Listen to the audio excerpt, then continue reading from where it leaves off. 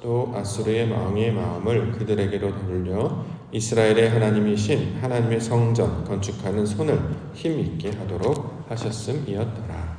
아멘. 에스라 6장 13절부터 22절까지 본문입니다. 즐거이 하나님의 성전 봉헌식을 행하다. 즐거이 하나님의 성전 봉헌식을 행하다라는 말씀의 제목입니다. 16절을 보겠습니다. 16절 말씀. 이스라엘 자손과 제사장들과 레위 사람들과 기타 사로잡혔던 자의 자손이 즐거이 하나님의 성전 봉헌식을 행하니, 이렇게 증거하고 있습니다. 자, 마침내 여호와께서 명령하셨던, 말씀하셨던 성전 건축이 완성되었습니다. 자, 그 성전 건축이 완성되어서 봉헌식을 즐거이 거행했다, 이렇게 성경이 증거하고 있습니다. 자, 즐거이 하나님의 성전을 행한다. 여기서 말하는 즐겁다라는 개념이 어떤 것인가 우리가 좀 살펴볼 필요가 있는데요. 왜냐하면 그래서 즐거이라고 번역된 단어는 원문에 보시면 이 본문에 딱 한 번만 기록된 단어이기 때문입니다. 자, 우리가 보통 즐겁다라는 개념을 가지면 사람들이 생각하는 어떤 기쁨, 만족이 채워졌을 때 우리는 기쁘다, 즐겁다 이렇게 생각을 하지요. 예를 들어서 최근에 월드컵 경기가 있는데요. 우리가 응원하는 팀이 골을 넣거나 이기거나 이러면 이제 즐겁다, 기쁘다, 또는 자신이 원하는 것들이 이루어졌을 때, 물론 이런 개념들을 사용합니다. 근데 이제 본문에 사용하고 있는 이 즐겁다라고 하는 개념은 사람의 상태에서 말하는 즐거움을 말하는 것이 아니고 하나님께서 말씀하신 일이 우리 안에 그대로 이루어졌을 때, 뜻이 하늘에서 이루어진 것 같이 땅에 이루어졌을 때, 자, 이것을 즐겁다, 기쁘다라는 개념으로 사용하고 있습니다. 자, 하나님께서 원하시는 그 뜻대로 우리 안에 그 일이 그대로 이루어져서 그 모양 그대로 만들어졌을 때, 자, 이것을 즐거움, 기쁨의 내용으로 사용하고 있는 것이죠. 실제로 성경에서 가르치고 있는 이 기쁨의 내용, 어떤 것이 기쁨이냐, 어떤 것이 즐거움이냐라고 할 때 이 성전 건축이 이루어지는 모양으로 우리 가운데 설명을 하고 있다는 거죠. 말씀대로 이루어지는 것, 하나님 보시기에 좋았다라고 하는 그 뜻대로 이루어지는 것, 그래서 이것을 즐겁다라고 이야기합니다. 결국 하나님의 마음과 우리의 마음이 같아졌을 때, 하늘의 뜻이 우리 안에 인격으로 들어와 인격으로 나타났을 때, 자, 이것을 즐거움의 개념으로 설명을 하고 있습니다. 그 다음에 나오는 단어가 이제 봉헌식이라는 단어인데요. 봉헌식. 우리가 이제 교회에서 성전을 건축한 다음에 입당식, 봉헌식 이런 걸 이제 감당하기도 하지요. 여기서 말하고 있는 이제 봉헌식이라고 하는 개념은 한 번 드리는 어떤 특별한 어떤 행사나 특별히 어떤 일회성인 이벤트를 가리키고 있는 말이 아니고 지속적으로 나타나는 일. 자, 여호와의 성전을 건축했습니다. 이걸 봉헌해요. 하나님 받으시옵소서 이렇게 한다는 거죠. 그런데 이제 봉헌식을 하면 그 하루 사람들이 모여서 우리가 다 이 건물을 다 졌으니 하나님 받으소서 해서 사람들끼리 모이고 찬양하고 예배하는 것으로 단 한 번으로 끝나는 게 아니라 우리가 이제 성전이 되었기 때문에 하나님이 기뻐하시는 성전의 모양으로 바뀌어졌기 때문에 우리 안에 하나님의 일이 지속적으로 나타나야 합니다. 이전에는 사람의 뜻으로, 사람의 생각으로 살았죠. 그런데 그 사람의 생각으로 살던 자들을 하나님의 백성으로 부르시고 바꾸셔서 성전이 되게 해주셨습니다. 즉 하나님이 거하시는 자, 하나님의 뜻이 임하는 자, 말씀을 따르는 자, 본문에서는 그들을 가리켜서 이스라엘, 제사장, 레위 사람 이렇게 사로잡혔던 자의 자손에서 돌아온 자들 이렇게 이제 보통 표현을 하는데, 그러한 모양으로 살던 자들이 이제 변화되었다는 거죠. 변화된 삶으로 살아가는 것. 그래서 우리 삶 가운데 하나님의 뜻이 지속적으로 나타나게 된다는 거죠. 자, 우리가 이제 방주가 되면 홍수가 나고 물이 나도 거기에 침몰되지 아니하고 그 물 위에서, 수면 위에서 운행하게 되는 것처럼 하나님의 말씀으로 꾸준히 아름다운 열매를 지속적으로 나타내는 것처럼 이것이 우리 안에 인격으로 들어와서 우리 안에 신앙의 모습으로 나타날 때에 하나님의 일을 지속적으로 드러낼 때 이것을 봉헌식이라는 단어로 지금 설명을 하고 있습니다. 따라서 즐거이 하나님의 성전을 봉헌했다, 봉헌식을 행했다라고 하는 것은 한 번의 사건, 한 번의 이벤트를 가리키는 말이 아니라 점진적으로 완성되어 가서 날마다 하나님의 영광을 드러내는 증인의 삶으로 살아갈 때에, 우리가 증거자의 모습으로 살아갈 때에 그 이야기를 우리 가운데 가르쳐주고 있는 것입니다. 자, 이러한 모양들을 나타내는 자들을 신약에서는 교회라고 부릅니다. 교회는 건물을 가리키고 있는 말이 아니고 모임을 가리키고 있는 말이고, 더 구체적으로는 하나님의 말씀을 따라 사는 자들을 가리키고 있는 말이지요. 우리가 이제 성전을 이루고 교회를 이루어서 신앙생활을 감당하고 있는 것은 이 세상 가운데 하나님의 뜻을 붙잡고 그의 말씀을 따르며 그의 영광을 나타내는 모양으로 지속적으로 꾸준히 일어나는 모습으로, 증거하는 모습으로 살아가는 자들을 가리키고 있는 말입니다. 그래서 그들을 가리켜서 빛이라고 이야기를 하는 것이고, 그들을 가리켜서 소금이다 이렇게 이야기하는 것이죠. 오늘 본문에는 이제 한 번의 사건을 통하여서 성전 봉헌식이라는 어떤 행사를 하는 것으로 묘사를 하고 있는데요. 이것은 한 번의 행사로 끝나는 것이 아니라 날마다 우리 안에 일어나야 하는 사건입니다. 우리가 성전이 되었다는 거죠. 하나님이 일하시는 그 처소, 이것이 날마다 모습을 살아가기 때문에 우리는 결국 날마다 그 봉헌식으로 하나님께 드려지는 자들로 세워질 것을 강조하고 있는 말입니다. 저와 여러분들을 그 성전이 되게 하시기 위하여 고린도전서 3장 16절에 너희는 하나님의 성전인 것이다 라고 사도 바울이 증거했던 것처럼 우리가 한 사람 한 사람이 옥토교회가 되는 것이죠. 그래서 옥토교회로 살아가며, 옥토라는 좋은 땅, 교회라고 하는 부르심을 받은 자들의 거룩한 사람들이다 라는 뜻으로 살아가게 될 때 이것을 성전 봉헌식을 감당하는 모습으로 우리 가운데 설명을 하고 있습니다. 그러므로 우리 안에 하나님의 영광이 날마다 나타나며 드러나게 하시는 일로 우리 살아가시는 우리 믿음의 성도와 교회가 되기를 간절히 소망합니다. 자, 본문의 내용들을 살펴볼 텐데요. 첫 번째 단어, 준행이라는 단어 살펴보겠습니다. 13절. 다리오 왕의 조서가 내림에 유브라데 강 건너편 총독 다뜨네와 스달보스네와 그들의 동관들이 신속히 준행하니라. 자, 동사를 중심으로 살펴보면 되겠죠. 신속히 준행하니라. 그래서 신속히, 보통 이제 빠르다라는 개념으로 이제 많이 사용을 하는데, 원어를 보시면 빠르다라는 내용이라기보다는 열매를 맺다라는 개념에 가깝습니다. 속도보다 중요한 것이 우리가 방향, 이런 말 되게 자주 사용하죠. 빠르게 하는 것, 신속히 되는 것, 이게 중요한 게 아니라 올바르게 될 때 그것이 이제 가장 빠른 것이죠. 하나님의 말씀을 순전하게 따라서 그것을 성실하게 감당하면 이게 가장 빠른 길 아니겠습니까? 마치 건물을 건축할 때에 벽돌 한 장을 차곡차곡 하나하나를 매번 처음 쌓는 것처럼, 신중하게 쌓는 것처럼 쌓는 것이, 이것이 가장 빠른 것이죠.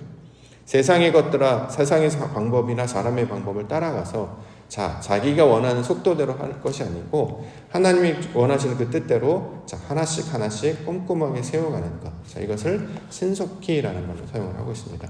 빠르다의 개념이 아니라 바르다의 개념으로 우리가 이것을 말씀을 받을 수 있어야 할 것이고요.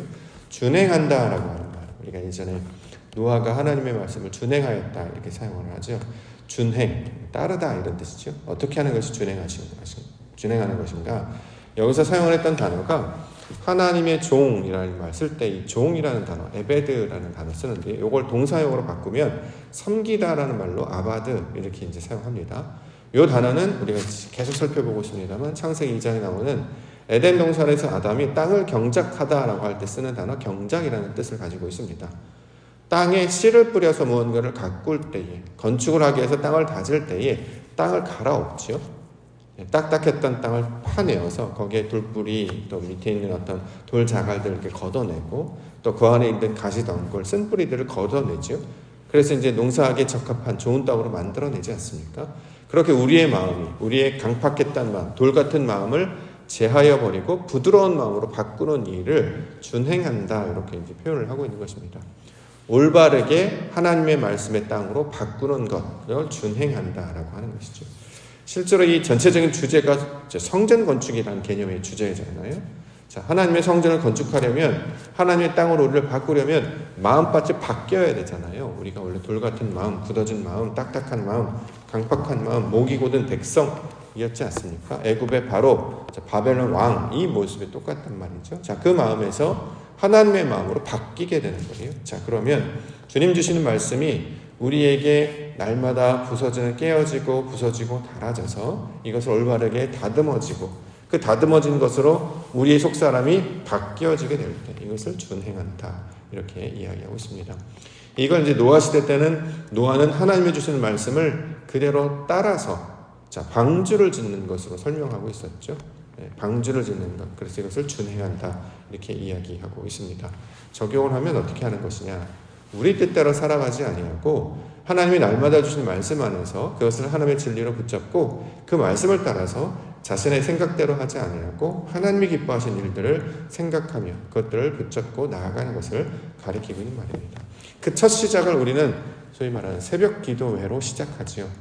새벽 기도회로 시작하려면 전날 마음을 먹고 주무셔야 합니다. 그렇지 않으면 일어나기 힘들어요. 우리가 평상시에 하는 습관보다 조금 땡겨서 일을 시작하기 때문에 의지가 없으면 일어날 수 없습니다.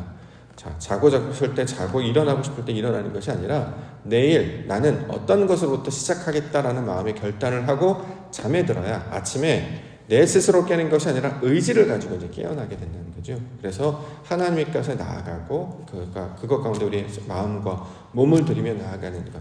이걸 이제 우리가 이제 보통 예배로 이제 표현을 하는데 이 예배의 모습이 하나님을 어떻게 이해하는가를 우리가 갖추고 있는 이 신앙의 태도가 결국 성전 건축의 모양이기 때문에 이 모양대로 세상을 하루 종일 살아갈지라도 이것이 나의 어떤 의지와 상관없이 세상이 펼쳐지는 곳 가운데 하나님의 것을 붙잡겠다라고 하는 신앙의 고백처럼 이것들을 우리가 섬기며 살아가게 되는 것이죠. 자, 이것을 가리켜서 본문에서는 준행한다 이렇게 이야기합니다. 자, 새벽 예배를 나오려고 할 때 갈등이 생기잖아요. 아침에 눈 뜰 때 갈등이 생긴단 말이죠. 자, 일어날까? 좀 더 잘까? 자, 나갈까 말까? 이거 갖고 항상 늘 싸우지 않습니까? 자기가 생각하는 육신에서 원하는 생각과 내가 원래 계획했던 하나님께서 주셨던 감동 이 두 가지가 늘 부딪히지요. 이럴 때 날마다 어떤 것들을 선택하며 나아갈 것인가. 자, 이것 가운데 하나님께서 우리는 이기는 자로 불러주셨단 말이죠. 하나님께서 주시는 마음으로 우리 육신의 것들을 다스려서 자, 그것들 따르게 하시는 일.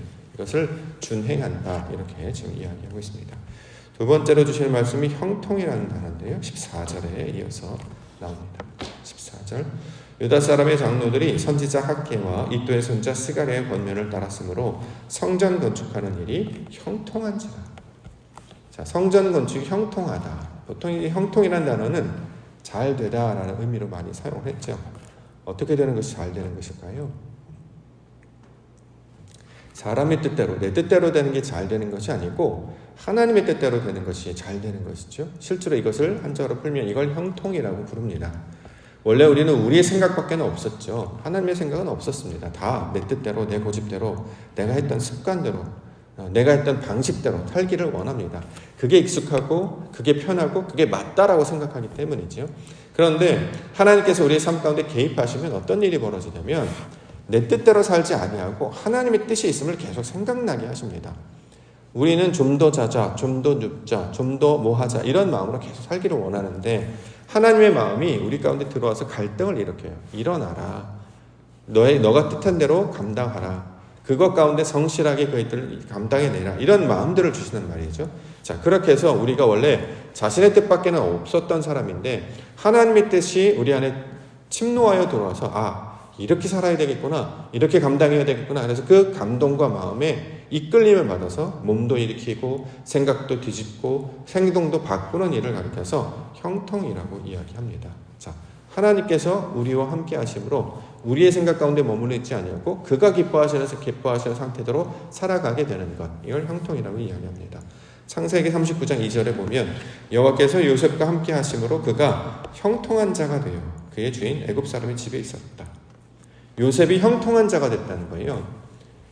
자, 형제들한테 미움받아서 애굽에 끌려가는 것이 잘 되는 게 아니잖아요. 남의 집에 끌려가는 걸 사람의 눈으로 보면 절대 잘된 일이라고 말할 수 없습니다. 근데 형통한 자가 되면 그 사람의 시각으로 판단하는 것이 아니라 하나님의 시간으로 판단한다는 거죠. 그래서 요셉이 팔려갔음에도 불구하고 남의 집에 노예로 팔려갔음에도 불구하고 열심히 삽니다. 감옥에 끌려갔을 때도 열심히 살죠. 왜요? 사람의 생각으로 보면 답답하고 막연하고 어려운 일인데 사람의 생각과 경험으로 살지 아니하고 하나님이 뜻이 있을 거야. 하나님께서 주시는 이유가 있겠지. 하나님께서 예배하게 하시는 것. 우리에게 이런 일이 펼쳐지는 것은 분명히 하나님의 뜻이 있겠지. 그래서 내 생각과는 좀 다르지만 하나님이 기뻐하셔. 그 하나님께서 합력하여 이루실 그 선을 바라보며 나아가는 것.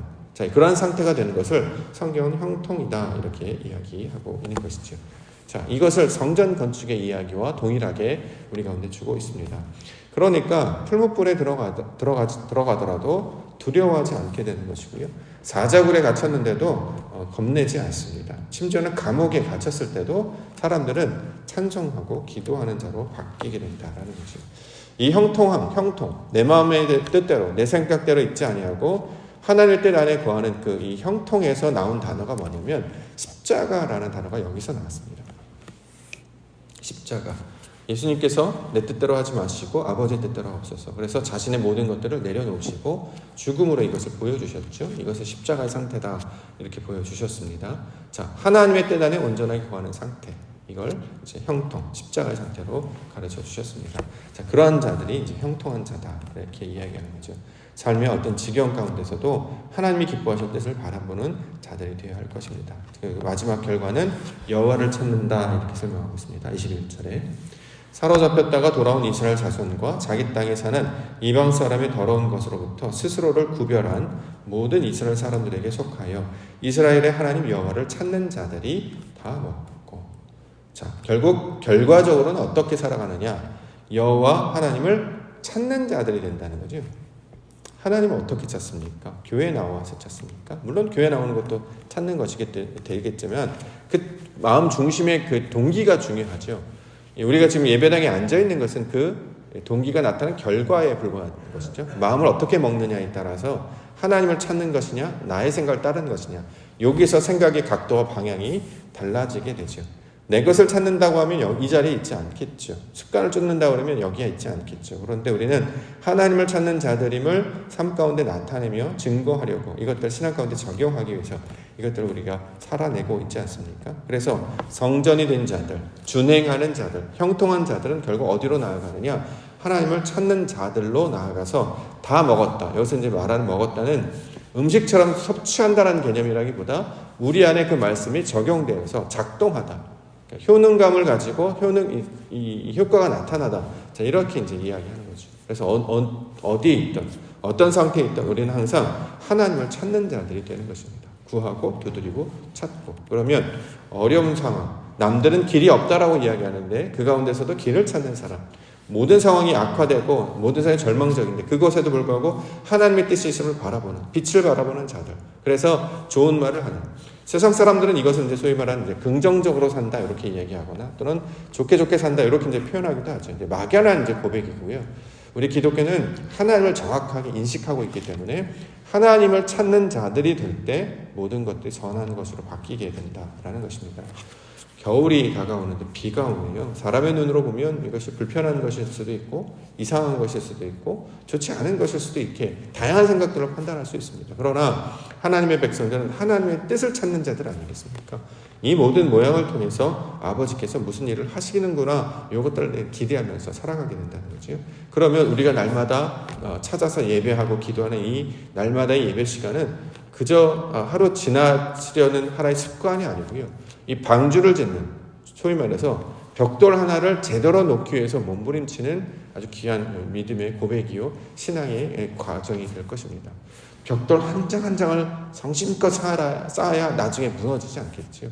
우리 건물을 쌓는 거나 집을 짓는 것이나 심지어 어떤 일을 할 때도 하나가 빠지면 이게 큰 문제가 되지 않겠습니까? 자, 우리에게 이렇게 말씀을 통해서 하나님을 찾게 해주시는 것, 이것이 우리를 향한 성전 봉헌식으로 나아가는 자들에게 주시는 하나님의 뜻이 될 줄 믿습니다. 오늘 주시는 말씀을 붙잡고 진리를 따라 하나님을 따라 하나님이 하시는 일을 성실하게 잘 감당하심으로 하나님께 주신 일들 그 안에 나타나는 선을 이루시는 하나님 것을 믿음의 눈으로 발견하시며 노아와 같이 아브라함과 같이 믿음의 사람들과 같이 말씀과 동행하며 살아가신 하나님의 거룩한 백성들 되시기를 주의 이름으로 간절히 축원합니다. 기도하겠습니다.